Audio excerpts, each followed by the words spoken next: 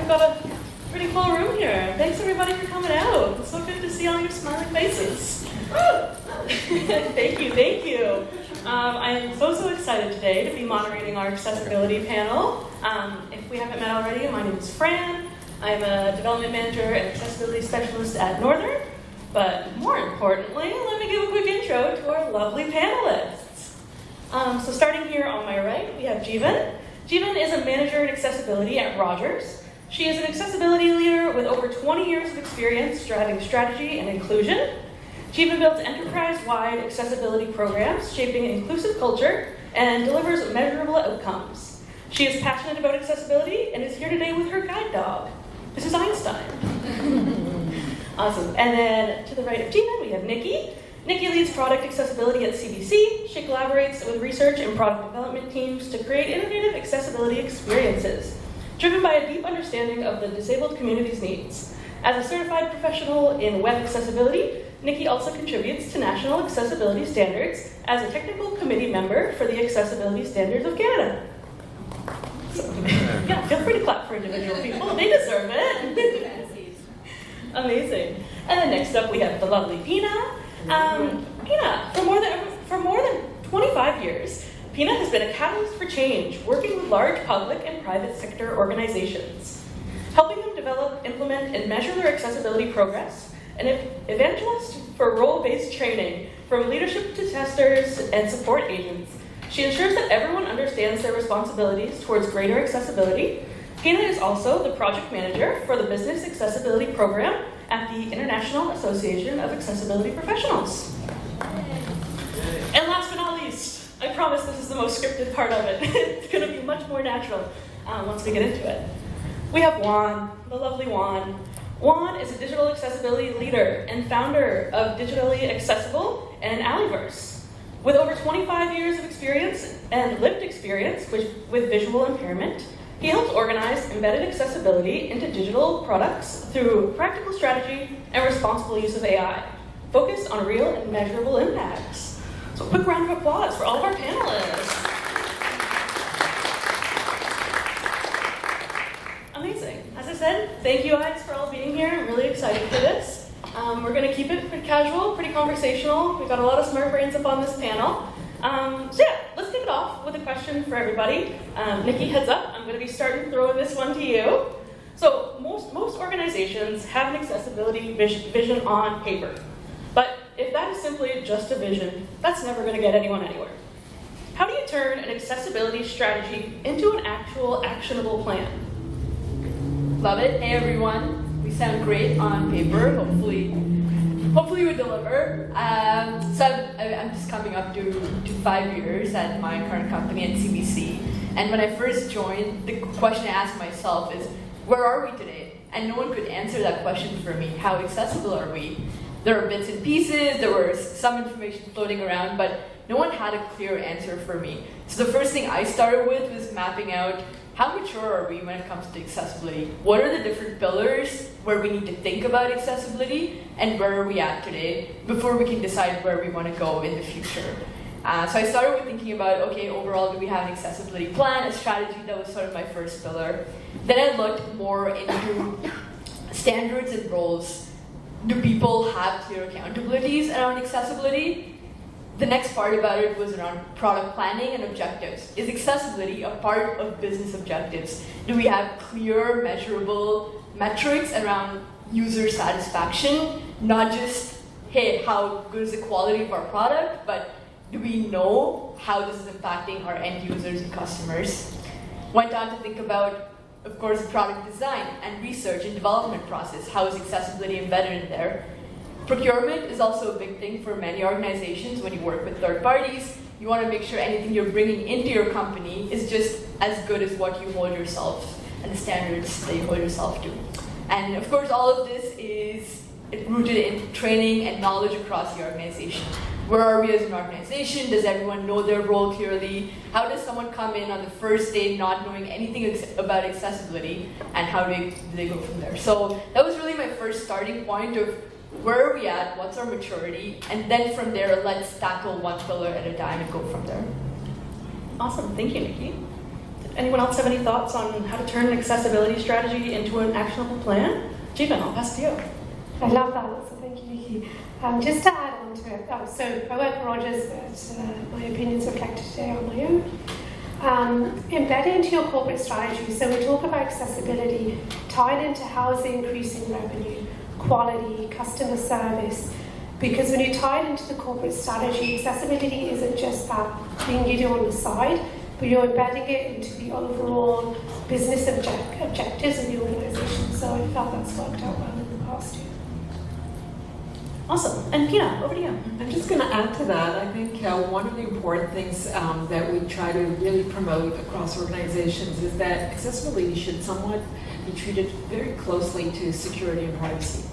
You can't really, if you don't put it as a priority within your organization, if it's not something that your leadership not only understands and supports, but actually talks and walks the talks, it doesn't stick, right? So I think it's really, really important that accessibility is not thought as an afterthought, but it is thought as a business imperative, as Niki said, and also making sure that it is as important as security and privacy. Because at the end of the day, if something isn't accessible, your privacy, confidentiality, and independence gets compromised. Awesome. Thank you for that, Pina. Follow-up question there. Do you see a big difference between what leaders are saying the accessibility plan is for the organization and what the teams on the ground are actually doing? Yeah, for you, Pina. Yeah. Okay. Yes. Some of us in this room might have been involved in AODA or the ACA, Accessible Canada Act, where organizations and public services have been asked to develop a multi-year plan. How many? Any of you in here? Yeah, maybe. Oh, yes. Yeah. So it looks great, as Niki said, on paper. They had really great actions identified, but where is the follow-through? Right? They require to report progress, but what is the evidence of that progress? And who is holding them accountable if that progress isn't met? And I think that's one of the pieces that we struggle with for those of us who are in the accessibility industry when we advocate for accessibility, is that if leadership isn't there and holds the people within their organizations accountable and responsible for accessibility, then you're missing the mark. Yeah, over to Juan. Pina, would you mind just passing your microphone to Juan there? Yeah, thank you. I just want to add to it. So accessibility legislation, especially here in Canada, doesn't really have teeth, so you're not really able to enforce it, and that's the biggest problem. However, one of the things I have been really successful at is not just selling accessibility as a compliance, but how it's going to be able to help the organization. So many times accessibility can be invisible if it's done well. At that point, it's going to help people with or without disabilities. So being able to build practices and specific processes that are going to ensure that your projects are more accessible, but at the same time, it's going to reduce the time in which a product is going to go out and reduce the money that you're going to be spending. People see that, and organizations see that. So it's also trying to make a business case for accessibility. Better products, right? Exactly. Better products, better services, better customer service. Amazing. Thank you, guys. So we chatted a little bit about strategy. Let's get into the training aspect, because that's commonly the first step people think when they think about how do we actually start implementing accessibility. So Pina, I'm going to start with you here with this question. Once you have a plan, you need people who can actually carry it out. What does effective accessibility training look like, and why does so much of it fail? That's a great question. And I think part of the reason accessibility fails when it comes to training is because people don't understand the impact of accessibility, but they also don't understand their role. What does their role mean when it comes to accessibility? What as a designer, what do I need to do? What am I responsible for? As a developer, what am I responsible for? As a tester, and so on and so forth. And how do all of these roles coexist together? Because in many organizations, especially small organizations, you may have one person doing all three. And in some big organizations, you're going to have different departments doing different things. And so understanding what your role is. I'm not going to talk to a coder about, for instance, laws and regulations around accessibility. They don't care. What they care is to understand what do I have to do in order to meet WCAG standards? What do I have to do to meet EN standards? What do I need to do to make sure that I have a proper user experience, right? But not that it's not important, but their focus is on their job. And so the knowledge that they need to acquire is the knowledge that they can quickly apply into their day-to-day jobs. And I think that's one of the big mistakes that we make. The other second thing that we tend to do is that we do training once and we expect to be up to par. And especially as I think it was Sean this morning was talking about top talent and how we need to evolve, and this whole conference is about evolving. Training evolves, not only in the way that you learn and you develop training, but also in the content that is being delivered. And I think training has to be an ongoing thing where organizations need to give times for employees to learn. And too many times they'll say, oh, we're giving you 10 days of training. And at the end of the year, you find out that these people have not had the time to take the training. It wasn't mandated for them to take the training. And I think the last thing is also about passion and empathy. I think too many people see training, again, as one of those things that it's a checklist. Okay, I've done it, I'm good, I'm moving on, right? But it's, especially when it comes to accessibility, it is also about that aspect of culture, empathy, and understanding how people are going to experience what it is that you're delivering to them. And so understanding the different aspects and lens of user training and disabilities is really important. And I can't simulate what someone with a neurodivergent will experience. Or I, as a person with a visual disability, I can't emulate what someone who is deaf, or hard of hearing will experience. So I think it's really important for us to remember that the training, especially when you're talking about disability, should come from people with lived experience and experience in accessibility. It's so, so important. And if you don't do that, it doesn't stick. Awesome, thank you. Niki, did you have something to add to that?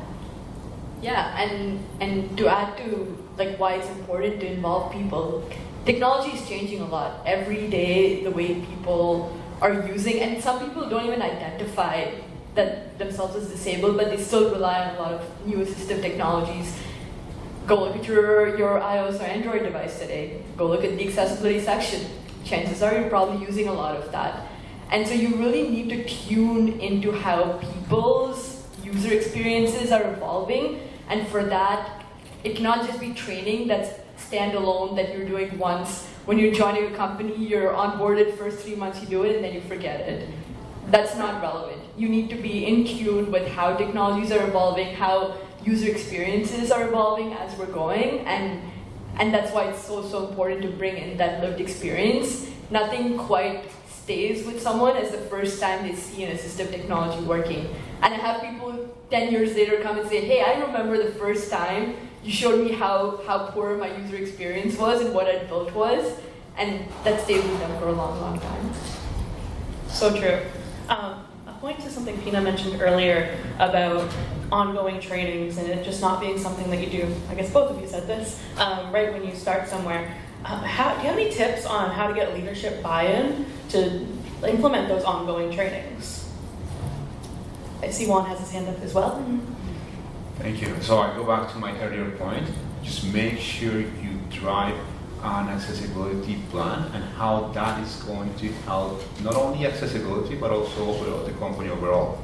If you have development teams that do not code according to standards, guess what? They are going to show in bugs that are going to be not only for accessibility but also for regular QA. If you're able to streamline those processes, if you're able to create patterns, if you're able to create processes that not only help people with disabilities but also going to help the company overall, leadership is going to be there. Because at the end of the day, they want to make money, they want to make sure they're profitable. So if you speak their language, that's going to be good.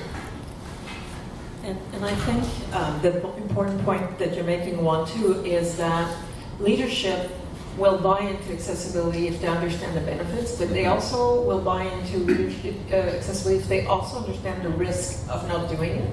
And one of the risks that we know, right, is that remediation for accessibility can be very, very expensive. And so that's the kind of thing that we want to try to emphasize to leadership, is that, you know, if you invest early in the training and the proper design, it's going to cost you a lot less than trying to remediate at the end of the day. Such a good point. Jeevan, you want to jump in there? I also wanted to add into operationalize it. So you train employees is one thing, but then embedding into your, like us as leaders, how has the expectation changed of our employees when they've left that training session? What do we want them to do differently, and how are we going to measure that? And so part of those measurements is measuring, you know, what are we doing differently? Did it work? Didn't it work? And that might give you the data to help decision makers decide if they need more training for their employees or not. And I think with training in particular, we tend to focus on digital, right? People doing digital to do training. But there are many roles in your organization that require training when it comes to accessibility and disability. One that comes to mind, we were talking earlier about, are project managers, right? Yeah. Project managers need to understand that accessibility is a requirement in any project.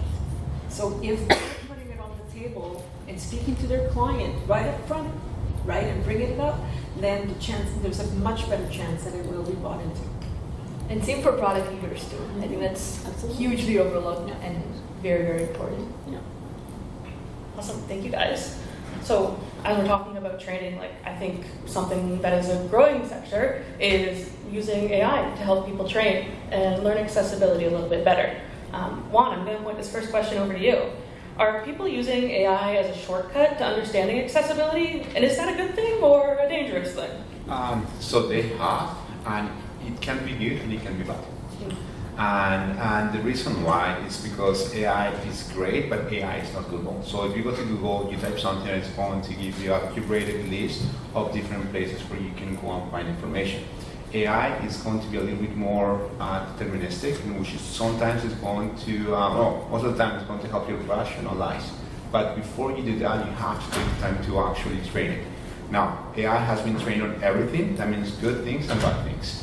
So that means somebody decided to say, hey, you know what, adding a top index of 0 to every single element is going to be a good idea. Sometimes AI is going to pick on that and say, I'm going to make a bad recommendation. So going back to your point in terms of training, AI is really, really good, but when you use it as a tool, and because it is a tool, you have to ensure that A, you're able to train it properly, narrow down the view field of the information it's going to have. If you have any specific information in your organization that can be shared with AI, give it to it, and give it context. I want you to act as an accessibility expert with these many years of experience. I want you to be able to relate to specific information, and these are the tools I'm using.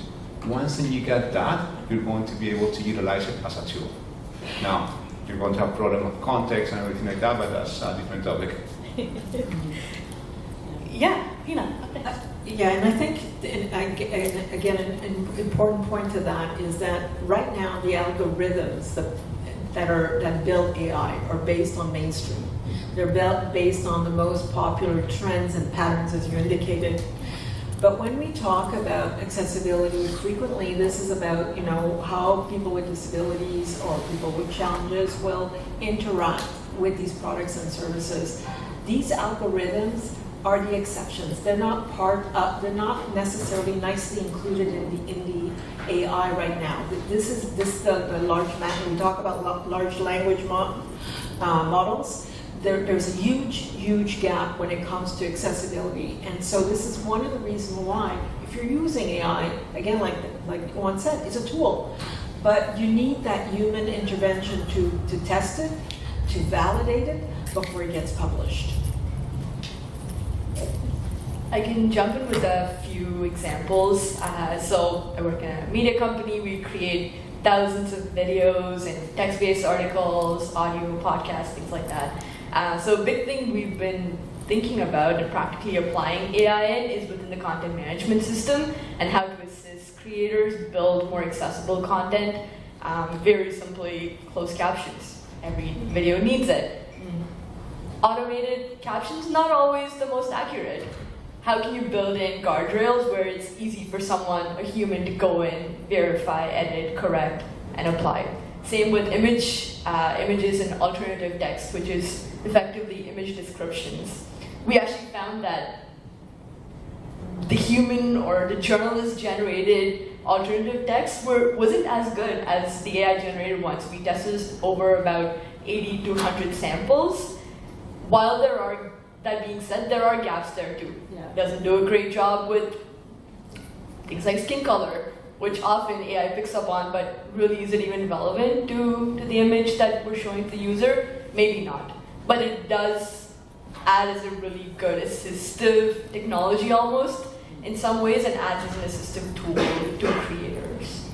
Sorry if I can say it. My perfect algorithm to your images is CPR, right? What's the context around that image? What's the purpose? And what's the relationship? Right? If you can't answer those questions with something that makes sense, then you really gotta question whether that image is even necessary, right? Thanks, Pina. Just think of, there's a few things in terms of AI. We have just regular AI elements, we have agents, general intelligence, and everything like that. But my point is, everything comes out to context. So if you have a video, if you have images, and if you're telling it, hey, just describe it, they're going to try to do their best. Think of AI as a really smart intern, but you have to give it guidelines, right? You have to give it context. And then again, you have to take the time to educate the AI, so it's going to be able to deliver things to you. You still have to make sure you double check, right? But things such as skin color or backgrounds or something like that, you still can train it, but you have to take the time to create that training material so it knows. Yeah, on that note, how do you set up guardrails for the AI, for your teams who are using AI, so that the AI is not just running rampant and taking over everything, and that the team is actually checking in and knows what to check for? Yeah, so for sure, like Pina said, I still mentioned the standards. So the standards is going to be really good. But also you have to be very careful with standards as well, because I've met a lot of people who are trying to integrate accessibility, and they're saying, I'm doing it according to standards, but they're also creating obstacles, right? So you give it a specific repository of documents. Now, the good thing about AI, unlike humans, is that they're going to be able to hold a vast amount of information. We're not able to do it, and that's why I'm saying AI can extend us and be able to verify all of those things. Now, what you want to make sure is that the information in there is accurate. If you can actually provide information about life experience users, the better. If you can provide examples, if you can provide information about how assistive technology works with different things, right? You can hold hundreds, if not thousands of documents, right? Now, the good thing with AI is once you have everything in terms of guidelines, remember layering that I explained, making sure that only sees specific information. Once you're starting to get information from it, it's going to be based on that data.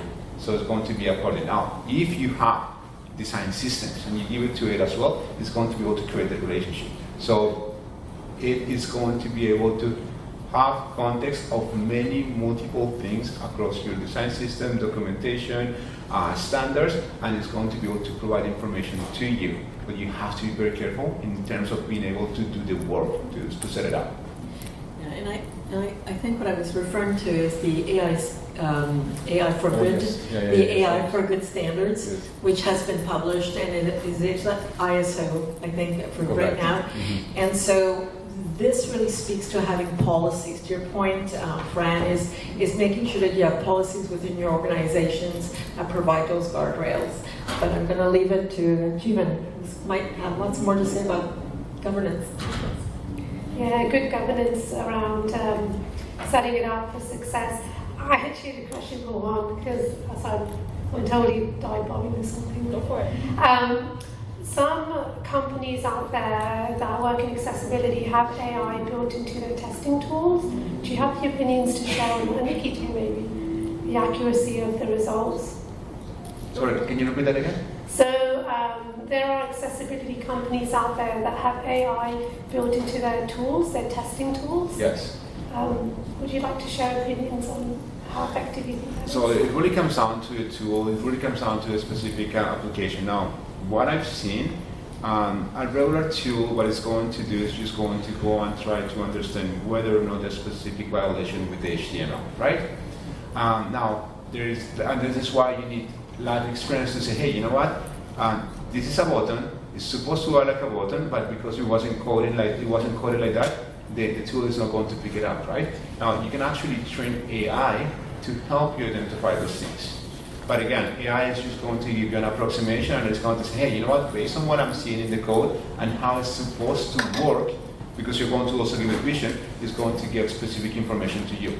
My idea is if you can actually pair a human with the AI. Ideally, it would be a human that also have a disability, or doesn't have to have a disability. But the AI is going to start giving context of the specific issue. And then the person is going to be able to reply and say, oh, you know what, this is an actual issue, and this is why my own experience, I'm not able to interact with the button. And then the AI is going to be, okay, that's good. And this is why, because it's not coded the correct way. Now, I don't think those tools are quite there yet. I see evolving into it. But also I see interfaces changing, so I don't know. And they still don't catch everything, right? No, they don't. So the automated tools still, whether they're becoming more and more sophisticated, they're more interactive with AI, but they're still not perfect. And so I think there still needs some validation no matter what, right? I think it's really important to keep that in mind. They are getting much better, but we're not there. Yes. Yeah, though we do have companies claiming 100% coverage. Yeah, that's not true. We'll leave it out there. Question marks. Yeah. That's the first flag.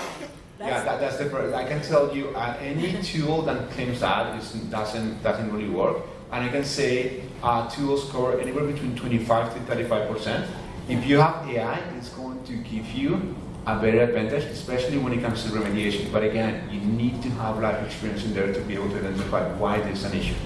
And just adding to that, sometimes you're going to have a person with a disability and they may not know why something is not accessible, it just doesn't work for them. The AI is going to be able to articulate that. That's the beauty of it. And lastly, I think that the last area where automated is still failing right now, automated testing, Jeevan, is really in catching defects or issues around cognitive and neurodivergence.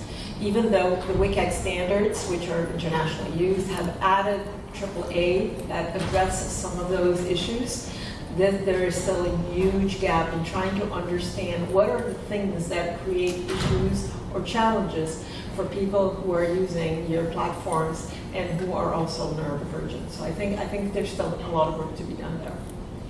You know, what excites me about AI though is someone who's neurodivergent who can then use it and say, I'm trying to do this, I'm trying to do that, summarize this, because websites are often content heavy, and so English is a second language, someone who's neurodiverse might have a hard time consuming that. So I've actually found some of the discussions today with putting stuff into there's a chat bot and getting answers that way. I was like, oh my gosh. You know, if done well, so many people can benefit from that. Can I just add something on that? So sorry, just going back. So this is one of the reasons why I'm so excited because of AI. Yeah. I believe interactions are going to change. Right now you have your ChatGPT where you're going to go and try to add information to a chatbot and it's going to give information back. Good, bad, depending on how you train it. But as soon as you start being agentic, that means you're going to have somebody with a disability and it's going to be able to communicate and say, let's say I'm traveling next week to Tokyo. Hey, I need you to please buy a ticket for me, find a hotel, and find something for me to do, right? So that person no longer has to go through inaccessible websites to get everything. It's going to get all the information for you. Now, what is going to happen, what I believe is going to happen, is that AI is going to be able to start rendering information or interfaces in real time based on your needs. Because it knows how you are. If you are a neurodivergent, if you have a specific type of disability, it's going to render that information to you, whether it's going to be voice, visual, it's going to start giving it to you. And it's going to execute for you. Yeah. But that's personalization, and that's, as we said earlier in our sessions, that's coming, it's here, we're doing it already. But to your point about your example about, do I want to travel, I want to travel to Tokyo, blah, blah, blah. If the information that is not captured as part of what we were seeing earlier in the AI session, if the data isn't there, it's not going to be able to tell you whether your hotel is going to be accessible or not. Right, and so I think I think we need to really think about those types of things. And what is accessible in a hotel? What does that mean? Right? It's going to be something totally different for me than it will be for someone else. And I'm sorry, I'm just going to add one more thing. Just one more thing. So this is. I've been playing with some agentic portion, and one of the examples very quickly was how person said, "I want you to go and do a open table booking for me," right? So the AI found out that open table for that specific restaurant wasn't available in there. So what it did is I actually downloaded a voice module for it, it trained it, and it called the restaurant and made the reservation for him, right? This is the agentic model. So imagine in an agentic model where I'm going to go to Tokyo, I don't speak the language, I don't know if the hotel is accessible, right? But because my specific agent knows that I have a disability, it's going to call and it's going to provide that information. That's the power of agentic AI. Excellent. I'll bring us back to today. We're not quite there yet, but to your question, Jeevan, about testing tools, I also think just operationally, like earlier in the process when you're designing things at a prototype level, you're able to test things better. Your mock-up, and I think AI potentially could be helpful there. I don't know with what confidence I can say that, but I do think it can help advocate for embedding accessibility earlier and accessibility not being an afterthought. We're not just waiting till something has been built and developed, but much sooner. Awesome, thanks for that, Niki. That was actually going to be my next question, is how are you or your teams implementing AI right now in your day-to-days? I can start. Juan, you got to take this away. Sure, I know you've got lots to say. I explain a little bit in terms of the context. I don't think AI is going to take some jobs, but I believe humans are still have an advantage, because even though we're not able to recall vast amounts of information, we're able to create really solid cognitive decisions. We're able to make them, right? I believe a human is going to become more of an architect and being able to see multiple systems. So we talk a lot about vibe coding, right? What is vibe coding? I'm going to go to my tool and I'm going to describe A, B, or C, right? I see sometimes that as a limitation, because I'm still going to be providing some information and trying to co-create. What I think is going to happen is I'm going to go, and we're actually doing it right now. We said, okay, these are my requirements. So I do take the time to specify my requirements. I take my time to help them understand what accessibility is, and I take my time to say, I want you to do this. So you're going to have a team of developers do it, a team of PMs or business analysts creating the requirements based on my specifications, and then a team of AI agents testing. But here's the important thing. They're not going to be testing on, oh, the code is good or not. I have some AIs doing that, but I have some AIs thinking, is this specific workflow possible for a human, right? These are some of the potential pitfalls or anything like that. Once the application has been created, it comes back to me or to the team, and we're going to be, okay, we're going to validate. So we still have to validate. We can just not release, right? But it is accelerating the amount of work. And I believe humans, and I truly believe this, if humans are there at the center, it's going to be very beneficial, especially if you have a disability. More than ever, you have the ability to level up and be able to get out of jobs, maybe a lot of times people with disabilities, especially those ones who are blind, are working on call centers, contact centers, everything like that. I believe with AI, they're going to enable themselves to utilize their skills to other areas, as long as they think in terms of an architect and how I can actually provide that same information that I have and help other companies do it. Well, Juan, that's a whole other conversation. I'm sorry.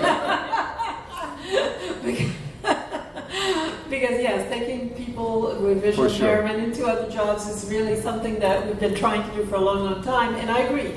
I think AI, like many tools, that's what they are. They're productivity tools, and they will help, and they do. As Jeevan said, I started to use it more and more to summarize minutes, to kind of, hey, help me with this, make it nice, a little nicer for me, whatnot, right? But I do have to validate and make sure that it is me, it is my voice that's coming through. It is my thoughts that are coming through it, not the thoughts of the AI, right? So I think we really have to be cautious about that. But for me, like you said, it is a productivity tool that really helps me every single day now. I mean, I don't think there's a day that I don't use it.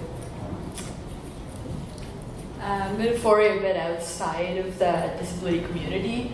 One space where, around the preservation of Indigenous languages, I think there's this, today in particular, there's AI models are trained to translate amongst a lot of commonly spoken languages, less so with things like Inuktitut, Cree, etc. And there's many different variations to those two. So that's one place where, as a media company, again, we feel like we can help in co-creating the algorithms. We have a lot of archived hours and hours and hours of data and videos and clips that can help train the AI and help preserve some of these languages. That's a great example.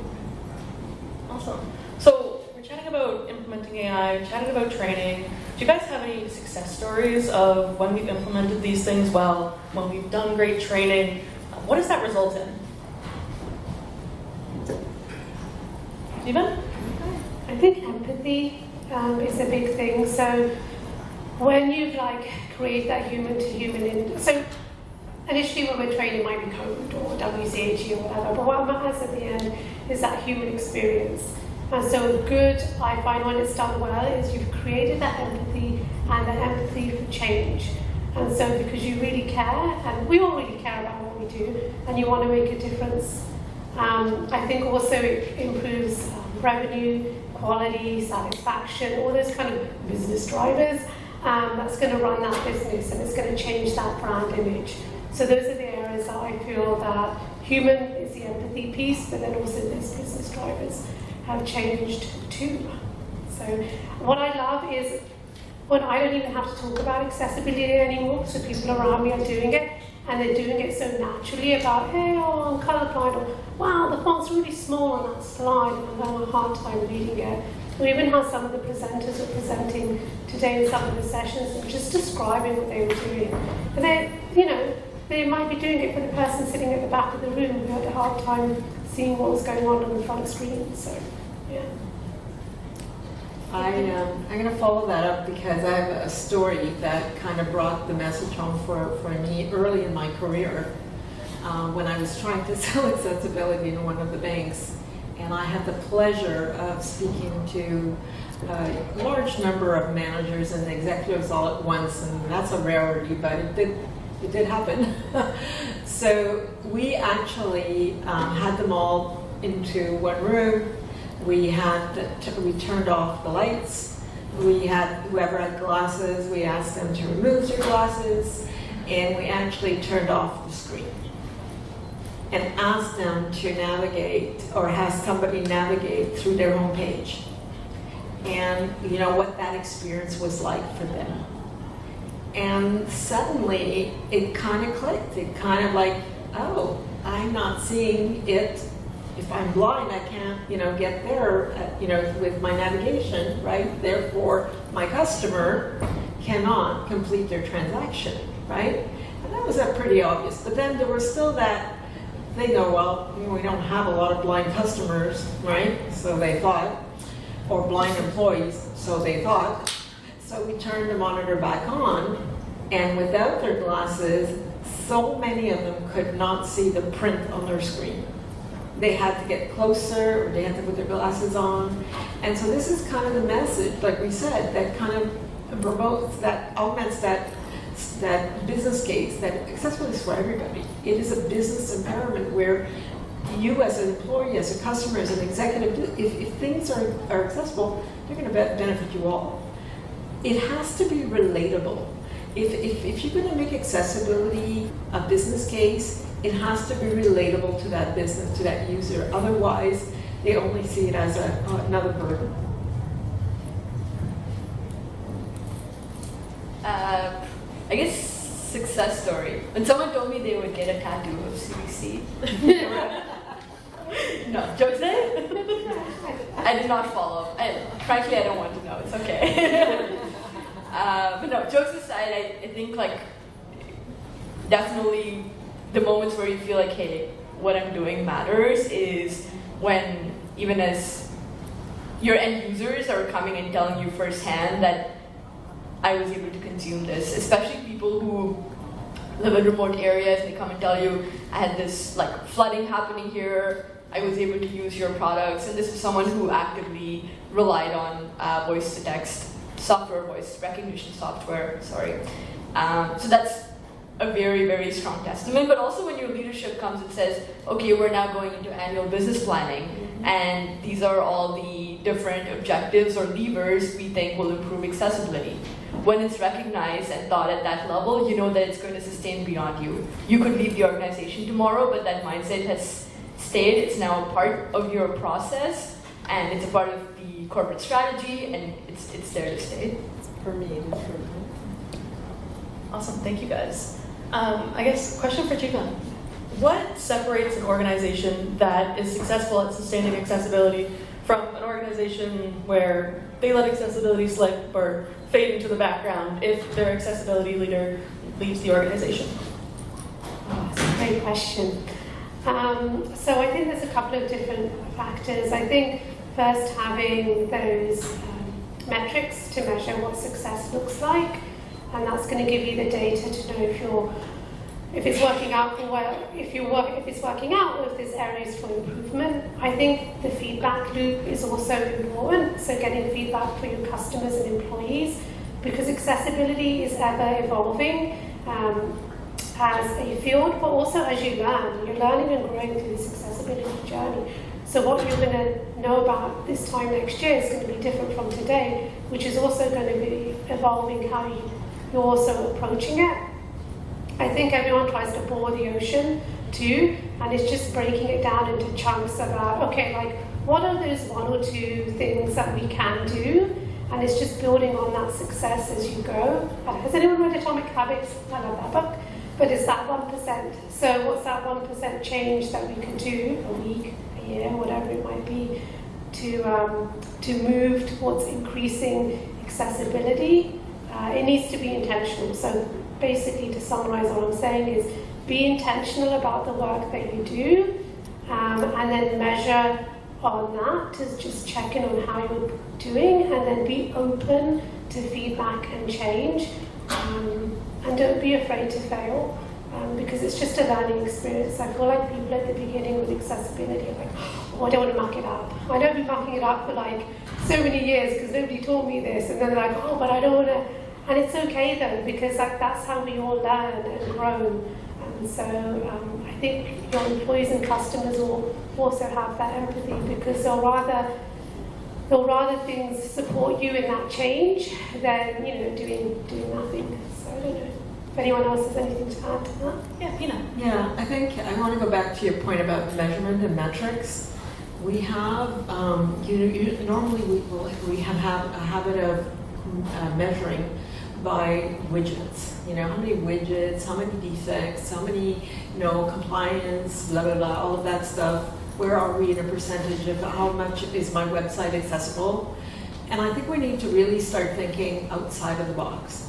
When we think about accessibility and how we measure accessibility, and especially when we think about people, think about your employees as an example, right? Do they feel engaged? Do they feel a sense of belonging? Do they feel that they're contributing? Those measurements are equally as important as the amount of widgets that you've changed within your organization. And I think we tend to kind of, forget about those. I call them multi-factors, right? That really touch the person and the effect it has on the person. Are you retaining employees within your organizations? Are you retaining customers? Are they coming back? Are they leaving or returning products faster than they're buying them? These are all different types of indicators that also tell the story. And I think we really need to pay attention to those little things that go beyond the numbers, right? So I think it's just, putting it out there in a sense that, especially if you're using AI as an example, what are the guardrails that you're making, you're going to put in place? What's the data? What's your data collection strategy when it comes to accessibility? What are you measuring? How are you measuring it? How often are you measuring it? And what are the low numbers telling you versus the high numbers, right? 80% of people are satisfied. 20%, 10% may not be, and 10 may be neutral. What does that neutral really mean? What does that 10% really mean, right? So, I think it's important. And I also think it's important to celebrate the wins. We don't celebrate the wins. And organizations get discouraged because they feel I've done all of this and it hasn't made a change, right? And I think it's really important that we take time to celebrate, as Jeevan said, the little things that we do well and make sure that we recognize the people who are doing it. That's a really, really great point. I really appreciate that one, Pina. Jeevan, can I pass it over to you? Yeah, so I just wanted to add on to that. So if you do make an accessibility improvement, please share it with the disability community. There are a lot of advocacy groups out there. Do some webinars for your customers, embed it into your marketing and advertising. Going back to Pina's point, we don't share those successes with our customers. So we might not currently be attracting that customer base because we're not designing for them. So if you do make those improvements, it's important to advertise, and then that's going to increase your market reach too. Is there anywhere specific you recommend people advertising their wins and their successes? It's a really good question. I think it depends on what industry you're in.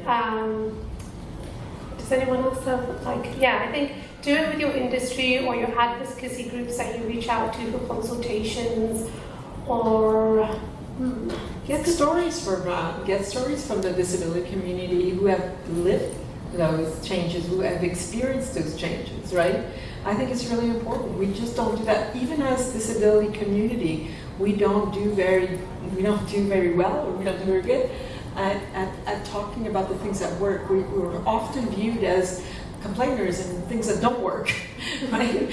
But I think it's really equally important for the community to say, hey, this, I spoke to this company, I've had this issue with their product or website or whatnot. They really were good, they got me, they understood, right? Or, they've changed the website and it's so much easier now to navigate it, whatnot. I think we really need to start taking time and sharing those experiences, all of us within our own community, because if we don't, then, like I said, I get into those situations with big companies who are saying, I've spent thousands and possibly millions of dollars making sure that we're compliant and we did this and we did that, and I don't hear back from the community to say if it has made a change, right? So it's important. For the longest time, I used to hate, the worst part of my job was having to repeat the thing I was doing to 20 different people, and I hated doing it. Except now I've realized the power of doing that, and I think that sustains, incrementally sharing wins to what both Jeevan and Pina said, incrementally sharing and then communicating it over and over again. Yes, it's exhausting at the start, but once you've built that into a habit, you're taking people along with you in that journey. They're growing in their knowledge as you're growing your practice. So that's super important. To your earlier question about where do you go if you want to share your wins, there's a few newsletters I really like. One is called Leaders for Accessibility. It's a relatively newer one, but I really like the diversity of stories they share. There's also a LinkedIn group called Champions of Accessibility Network, or short for CAN. This is more a group of people across the world who either may have a job title in accessibility or frankly are just interested and want to learn more. So it's almost like a group therapy session, and that meets monthly if you're someone who likes wanting to grow your knowledge. So yeah, those would be my two suggested resources. Awesome, thank you. And one that comes to the top of my head for anyone in the Drupal community, on the Drupal Slack, there's an accessibility channel, and that's a great space to share wins. People do that often there, so would recommend joining if you haven't already. Yeah, and the International Association of Accessible Professionals also has a huge channel community. Juan's gonna announce his little project soon. So I think there are communities that we can tap into, but we've really got to be vocal about it. Awesome. Juan, did you have anything to add there? No. Sure. That's good. That's good. Awesome. Just being cognizant here, we just have just over 10 minutes left.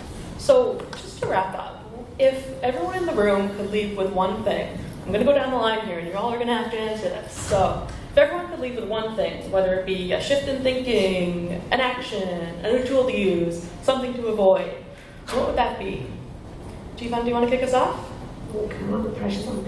No pressure. Increasing accessibility is the only option. So I think why I do well in this field is that's the path I take. So when I hear no, it doesn't actually mean no. I just haven't convinced them yet. We'll try again, come back, buy them a coffee.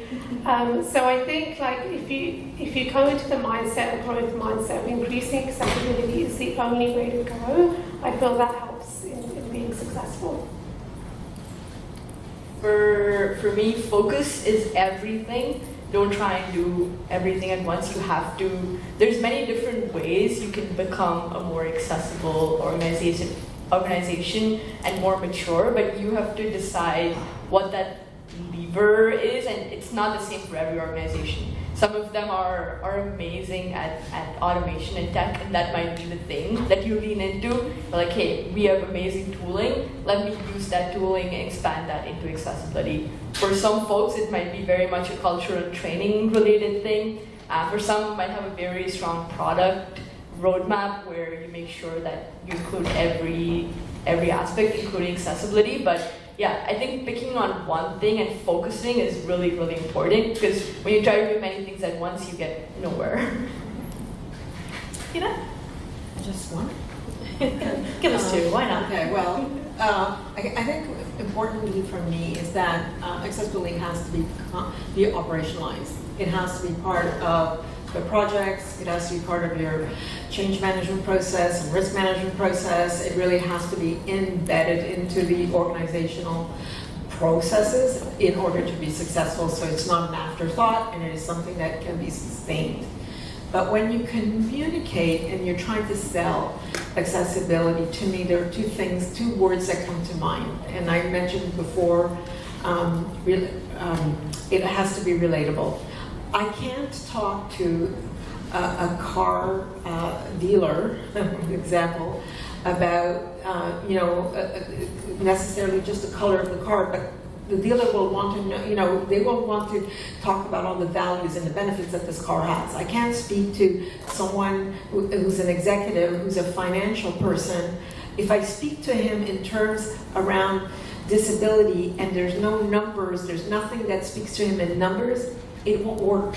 It has to be relatable to them. And communication.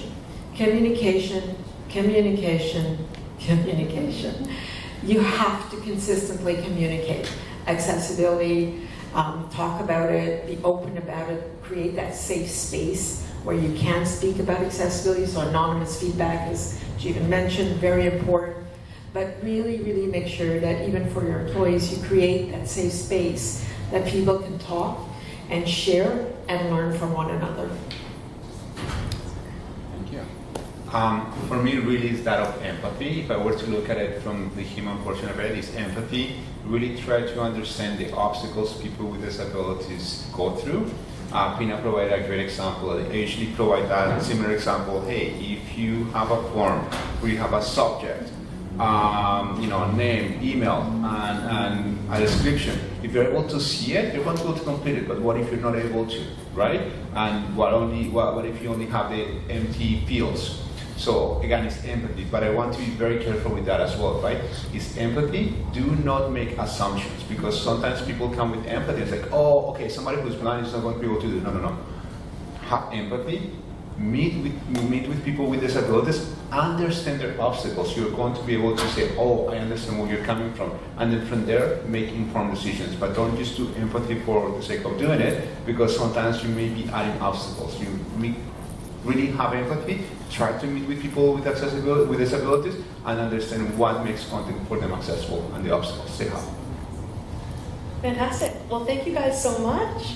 We've got about 5 minutes left for questions from the audience. Does anyone up here have any questions for our lovely panelists? Yes, up on the stairs. To your point about... We're running the mic to you. Thank you. Thank you. To your point about focus, say you're coming into an organization that is trying to figure out how to be more accessible. Are there any sort of like easy wins or low-hanging fruits that are great starting points, or is it that simple? No, it's not that simple. Sorry to bust your bubble. I think we spent a bunch of time talking about training. That's always an amazing way to start, especially if it's training where you're bringing in the community and kind of that empathy-led lens. It's the simplest way because you can also educate at different levels. You're not just focused on individual contributors, not just developers, not just designers, but even leaders get it. So that's where I would start. So I just want to quickly add to it.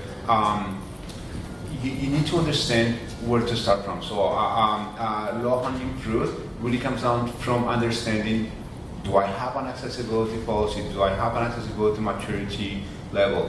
Where am I in the whole spectrum, right? And then from there you can actually say, oh, those are the things that I can actually do to make it, and then create an action plan. But if you don't know, there's no way for you to say, hey, these are my low-hanging fruits.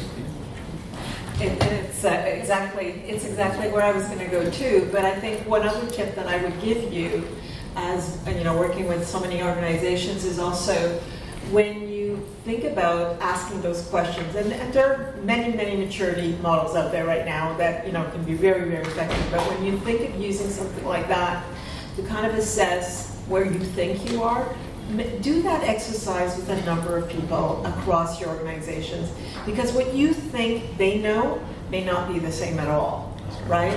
And I think this is where often, when we do maturity assessment with large organizations, we find out that there are policies, as an example, place to start, right? You have a policy, you have training. People don't know about it. They have no idea how to execute that policy, right? And so I think that having that exploratory discussion with your organization, with your members, your clients, to see where they're at is really your first step. Explore with them first. One more question in the middle here. Thank you for running the line. Thank you, Jeevan, Pina, Niki, and Juan. I have one question regarding how are we as a province here in Ontario regarding accessibility. Are we complying? Are we know? How do we even measure it? Long answer, short answer. I guess short because we're Short answer. Okay, short answer is I was part of the AODA, many of their development standards committee, and I thought that we were very far ahead of many countries, many organizations, anything. AODA really kind of was a groundbreaking exercise that really put accessibility on the map for many. Regretfully, I feel like we haven't done very much in regards to compliance or enforcement that we know, and I think there's a lot more to be done. But I am excited about the fact that because of AODA, the conversation is happening. And I think that is something, again, I used to go to countries and present, and I talked about AODA and what they were doing and it really brought focus and attention to other countries as well. So I think it's something that we could be proud of for starting the conversation, but I wish that we would have done more follow-through. Yeah, on the federal level, Jeevan and I were exposed to the Accessible Canada Act, which is quite similar in some ways, but also one thing that it's doing differently is it's relying a lot on European standards, which go beyond just the binary WCAG pass-fail and look more broadly into other aspects like hardware and even things like your kiosks, etc. So the standard is changing a bit. That being said, there are penalties, they're not enforced, and that's a big issue. We're not there yet. So I think the standards are helping give organizations, even smaller companies, direction on where to go, but it's not broad in enforcement. Enforcement accountability is lacking. I just want to jump on to Niki. So I also sit on the Standards Development Committee at a federal level here. EN 301549, shout out. So what I do like is, so nationally, like they are looking to harmonise across the provinces as well.